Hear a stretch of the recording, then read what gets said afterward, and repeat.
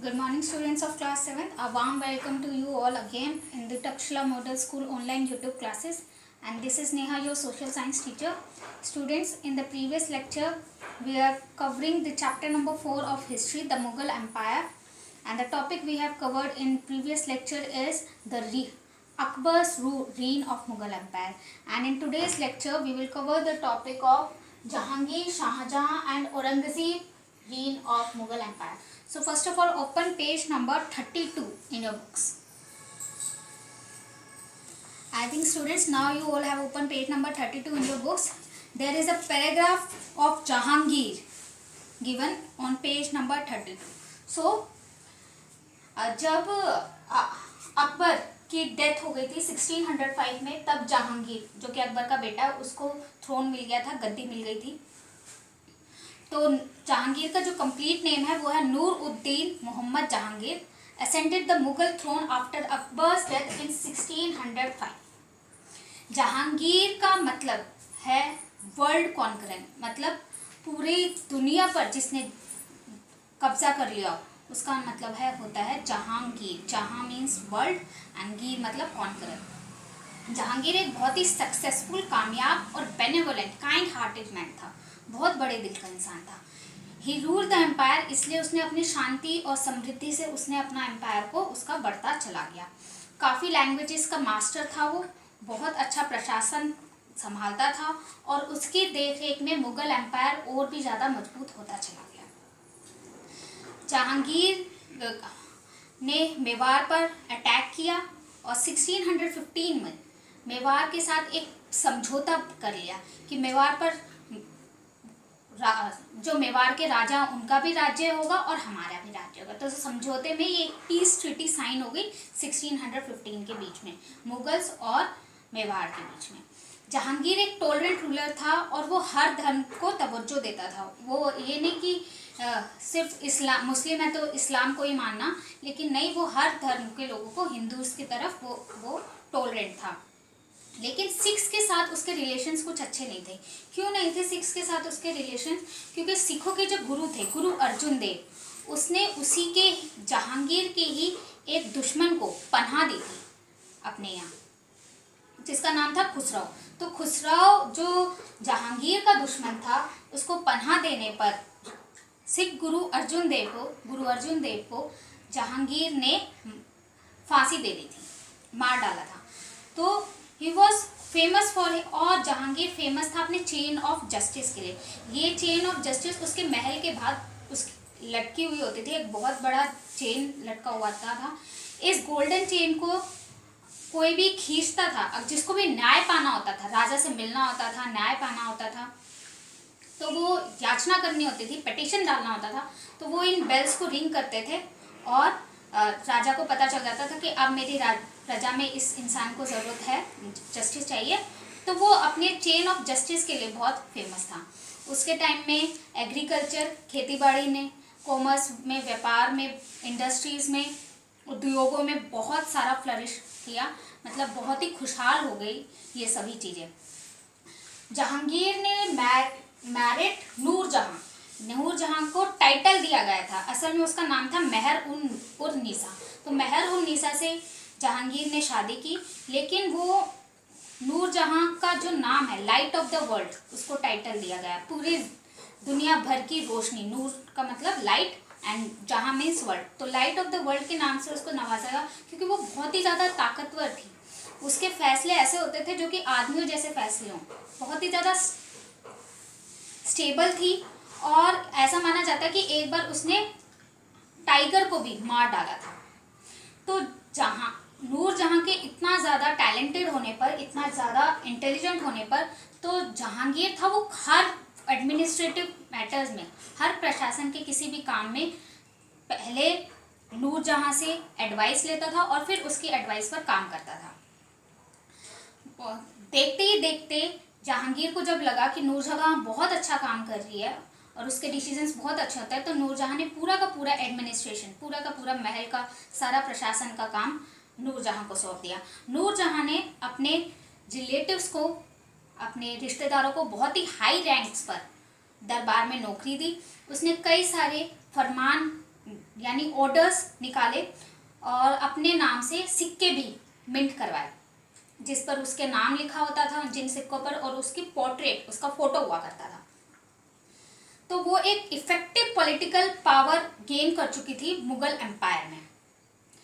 जहाँ आपको पता होगा कि जम्मू एंड कश्मीर में एक बाग है, बहुत ही सुंदर गार्डन है, उसका नाम है शालीमार बाग।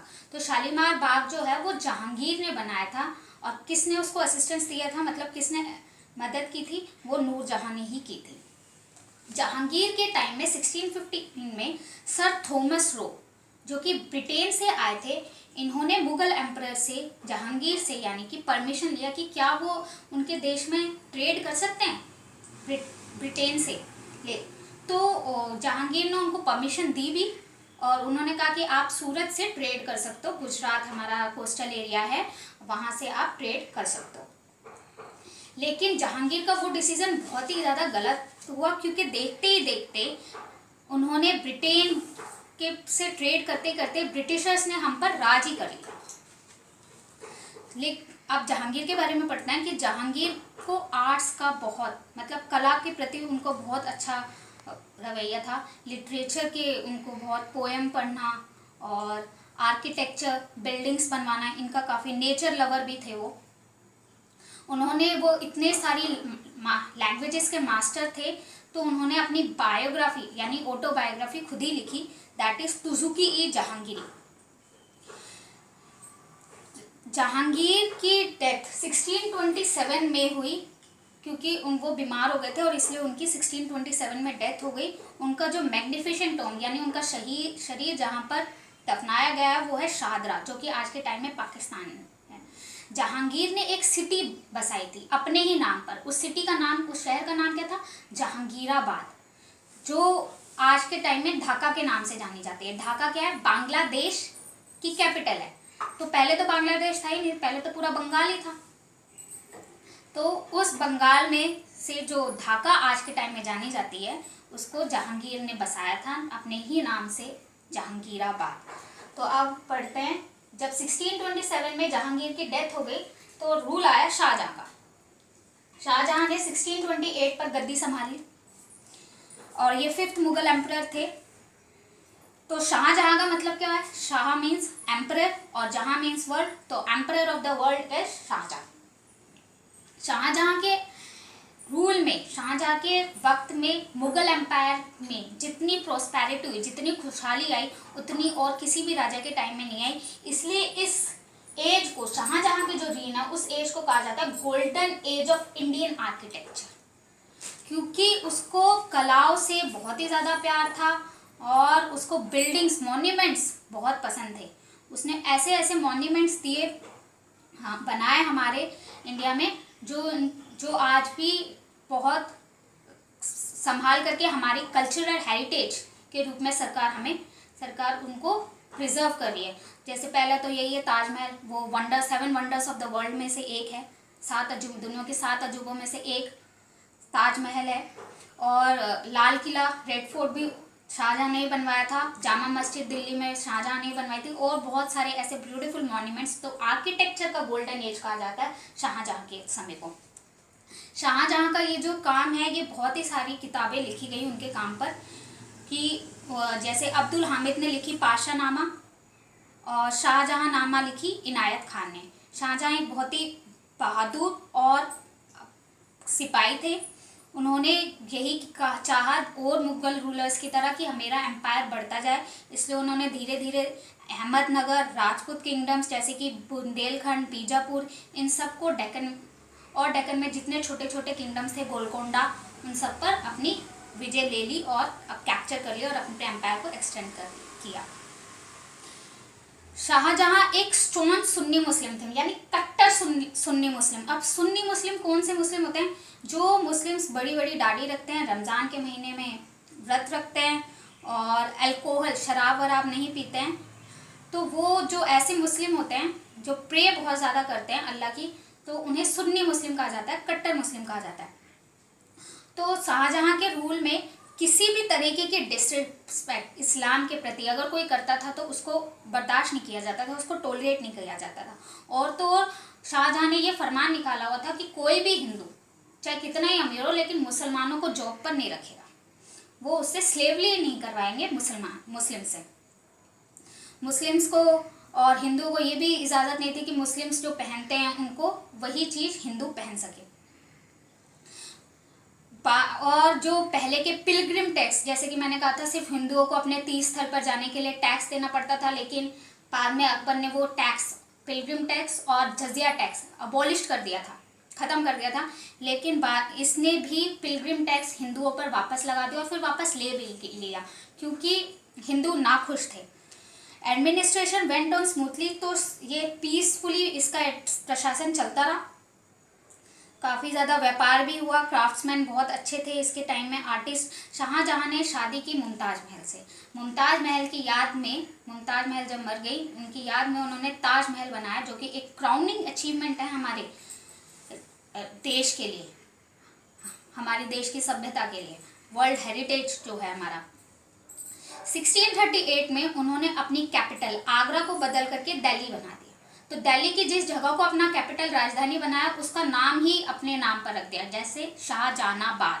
शाहजहानाबाद बहुत ही अच्छी सिटी बसाई उन्होंने दिल्ली में, और जिसमें बहुत खूबसूरत गार्डन्स थे, लंबी लंबी चौड़ी चौड़ी सड़कें थी, बहुत अच्छी अच्छी बिल्डिंग्स थी, और लाल किला बनवाया उन्होंने, जामा मस्जिद बनाया, और हिज कोर्ट और शाहजहां के पास एक पीकॉक थ्रोन था, एक मयूर पीकॉक का थ्रोन था, गद्दी थी, एक सिंहासन था।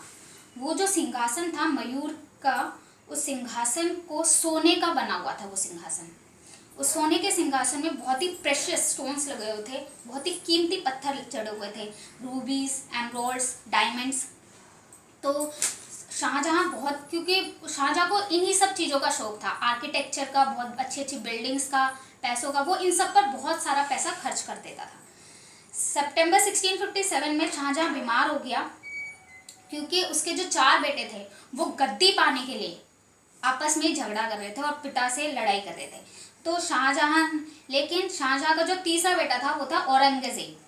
औरंगजेब ने गद्दी हड़प ली। कैसे हड़पी? अपने तीनों भाइयों को उसने मार डाला और अपने पिता को, शाहजहां को, उसने एग्जीक्यूट कर दिया, यानी कि कैद कर दिया, कैद खाने में। तो 8 साल तक कैद में रहने के बाद शाहजहां 1666 में मर गए कैद में ही, और शाहजहां को जहां दफनाया गया वो मुमताज महल के बिल्कुल नेक्स्ट में दफनाया गया, क्योंकि वो अपनी वाइफ से बहुत प्यार करते थे। तो students, I think I should ask some questions from you now. So your first question is, students, your first question is, which Sikh guru was put to death after Jahangir's order? सिखों के किस गुरु को जहांगीर के कहने पर फांसी चढ़ा दी? This is your first question.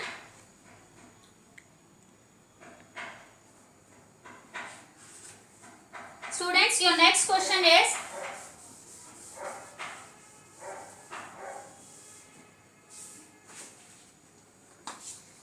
what title was given to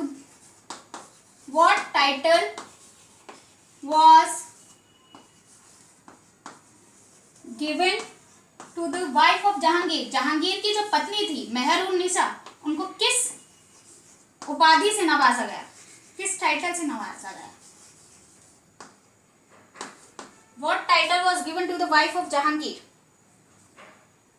Question number 3 is, what is the autobiography of Jahangir? क्योंकि जहांगीर को लिटरेचर का बहुत शौक था, उनको बहुत सारी लैंग्वेजेस भी आती थी, इसलिए उन्होंने अपनी जीवनी खुद लिखी। तो जो अपनी जीवनी खुद लिखते हैं उनको, उसको कहा जाता है ऑटोबायोग्राफी। तो what is the autobiography of Jahangir? So question number 3.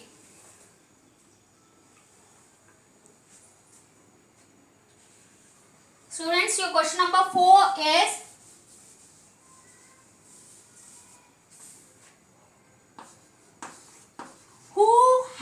Peacock throne, किसके पास मयूर सिंहासन था? किस मुगल राजा के पास मयूर सिंहासन था जो कि गोल्ड से बना हुआ था, सोने का बना हुआ था, मेड ऑफ गोल्ड, और प्रेशियस स्टोन्स इसमें थे जैसे कि emeralds, रूबीज, diamonds.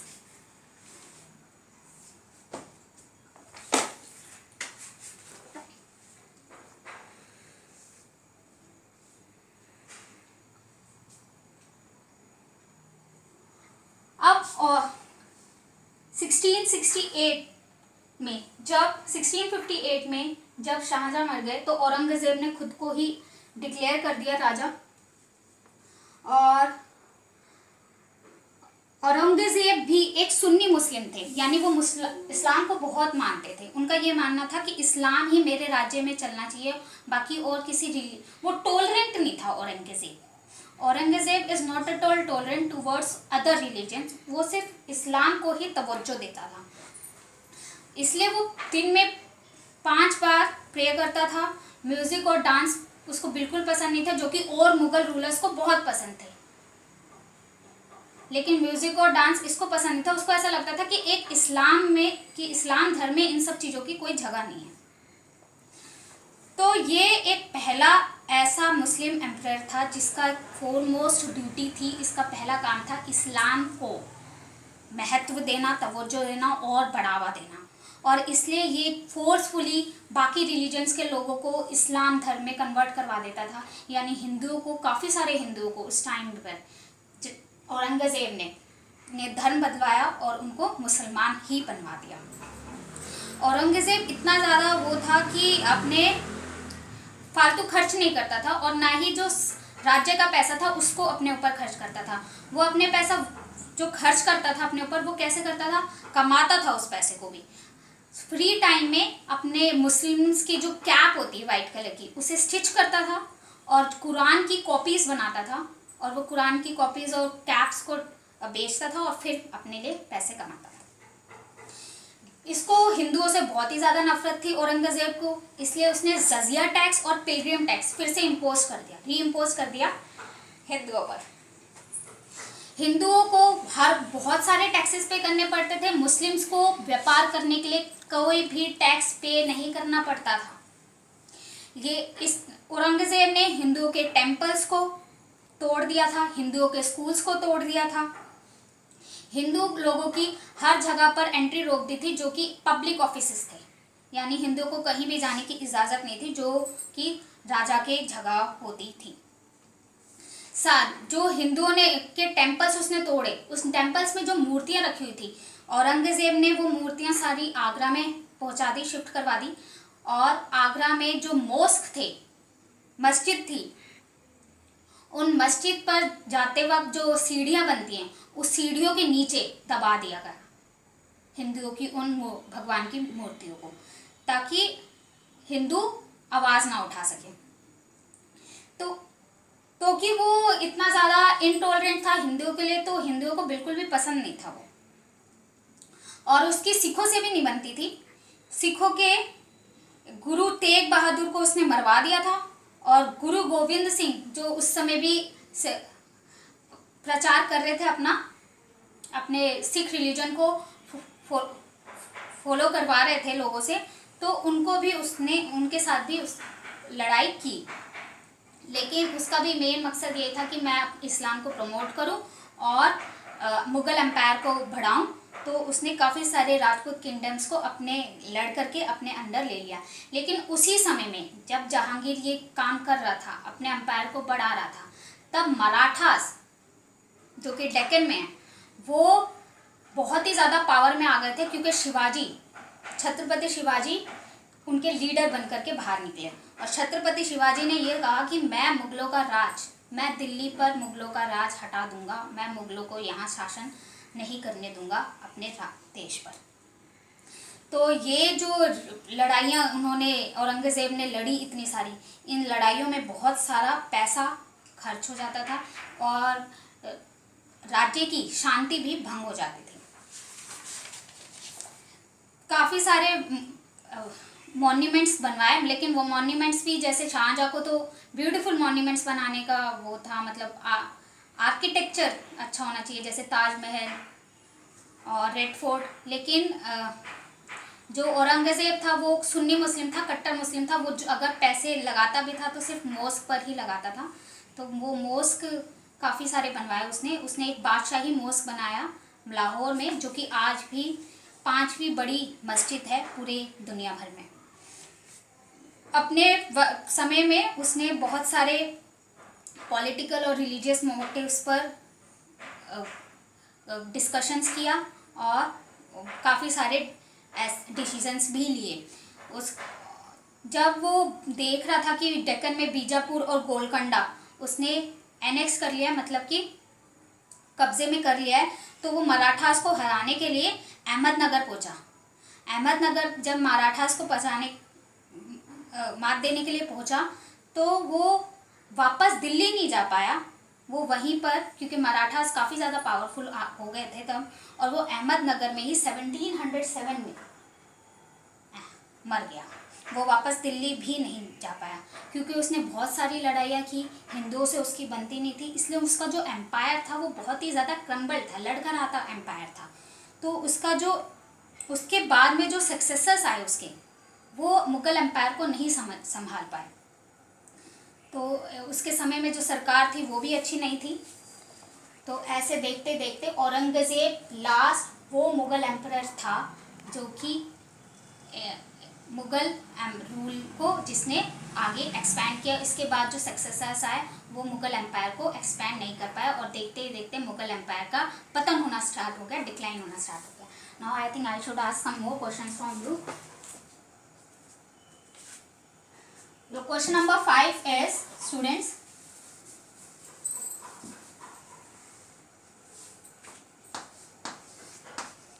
who imposed the hated jizya tax and pilgrims tax again? Jizya tax और पिलग्रिमेज टैक्स सिर्फ हिंदुओं को ही देना पड़ता था, इसलिए नफरत करते थे लोग इन दो टैक्सेस से। तो किसने इन दो टैक्सेस को फिर से इम्पोज कर दिया, लोगों पर लागू कर दिया? Who impose the hated jizya and pilgrimage tax?